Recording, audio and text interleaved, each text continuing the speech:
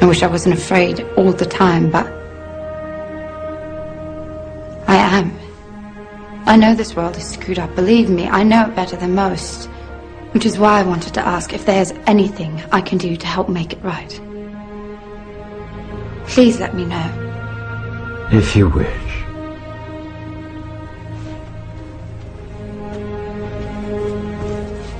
Be very manifestum vivus fisi.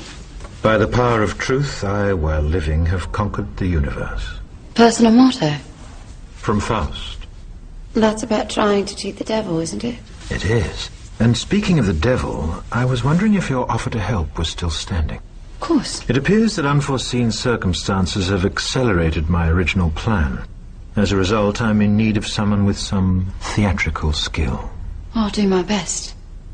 I believe you will. We are consciousness. All that is, has been, and ever will be. There is nothing to fear. Whatever happens, we are always that. Mind fears, because it's programmed to fear.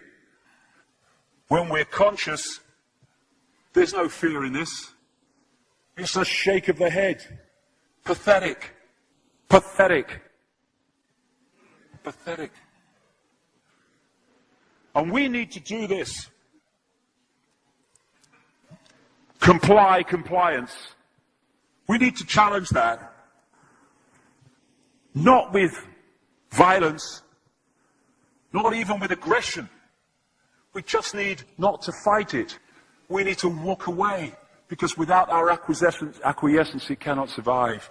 You know, when you look at a pyramid, we've been manipulated to believe the power in a pyramid is at the top. It ain't.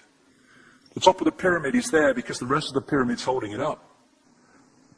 We're holding this whole thing together. There's a story I told many years ago of a British comedian called Larry Grayson, who died. I kind of knew him vaguely, and not closely, but vaguely.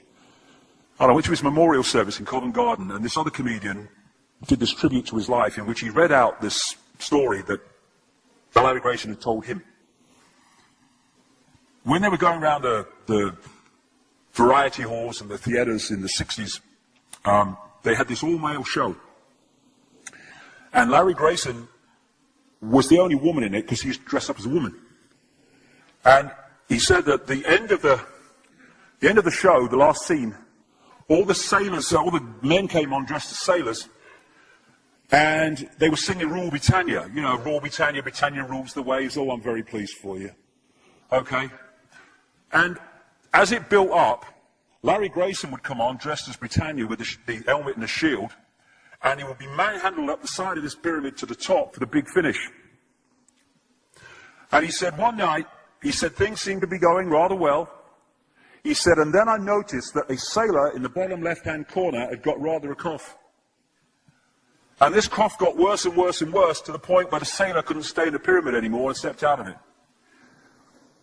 Larry Grayson, symbolic of this elite at the peak of the pyramid, ended up in the second row.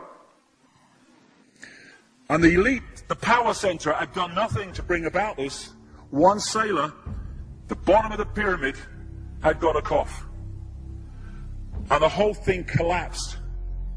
And I listened to that and I thought, my God, yes, that's it. We, the powerless people, are holding the powerful people up there, and they know that.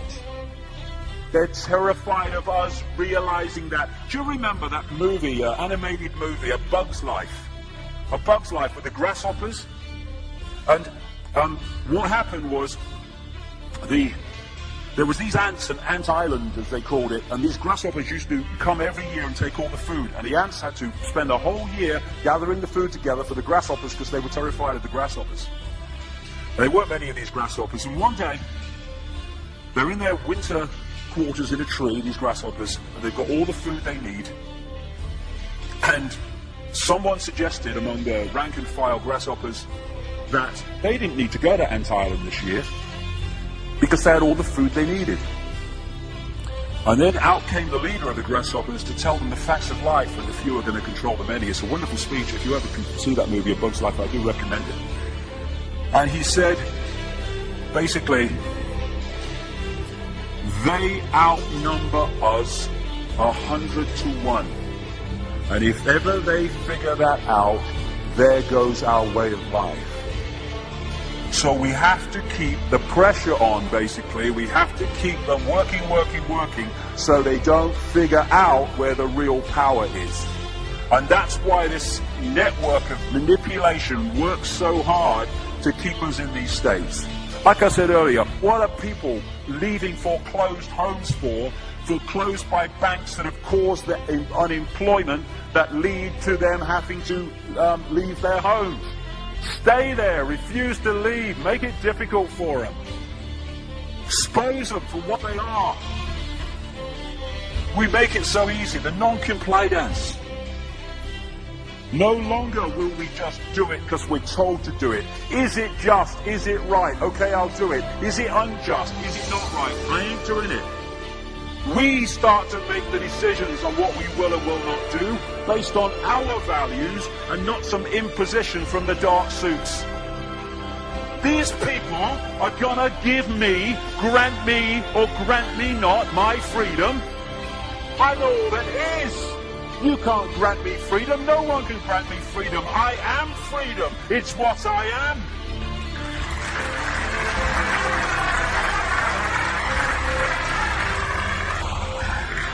The big question, what would consciousness do? What would consciousness do in this situation? And when we ask that question, it really just changed the way we see the world. Not what would I do, mind, or frightened. What would consciousness do? You know, this is a great line. If it's not right, don't do it. If it's not true, don't say it. And what would transform this world overnight is if we started doing what we knew to be right in the situations we face, instead of what we think is right for us in the moment. Not what are the consequences for me, or what's the best thing for me, how do I get the best deal out of this? What is right? What is just in this situation? If we started making decisions based on that, the world would transform overnight. These are very simple things. If we want a world of peace, then we need to be peaceful. We don't need to fight for it. We just need to be peaceful, and we'll bring that about. If we want a world of kindness, we need to be kind, and then it will naturally unfold. We don't fight for kindness. As Martin Luther King said, it's a wonderful saying, piece of oratory. Cowardice asks the question, is it safe? Expediency asks the question, is it politic? Vanity asks the question, is it popular? But consciousness asks the question, is it right? And there comes a time when one must take a position that is neither safe, nor politic, nor popular, but one must take it because it is right. And when enough of us do that, what is right will manifest by definition. And we're in this position now where this vibrational change, this energetic change is taking place, where we can start cracking these eggshells, where we can start becoming the full magnitude of who we are, where we can be consciousness in the now, using mind to experience this reality instead of being governed by it, turning the key to let consciousness in. We're being offered this opportunity now. No longer can we say we didn't realize who we are, we didn't know we could do that. I was kind of waking up one day, and I saw this earth imprisoned, and I saw this big lock and a key going in and being turned. I went on the internet just very shortly afterwards. I was looking for a picture, not this one, and that's what I saw. The picture I'd just seen in my half kind of sleep. And that's what we're being offered the chance to do now, to turn the master key called becoming conscious that will bring an end to this. It's being given to us, we just need to take it. And to take it, we need to say enough.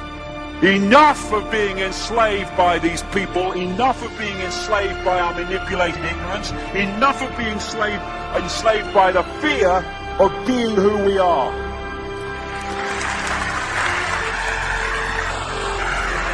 Enough! It is time to fly. It is time to fly. Thank you very much.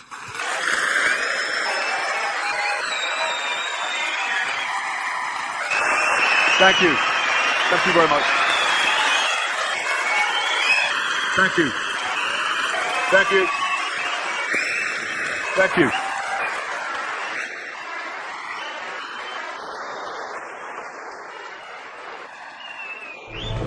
Enemy is approaching fast, requesting orders. General, what should we do? There's no response from command or from party leader Creedy.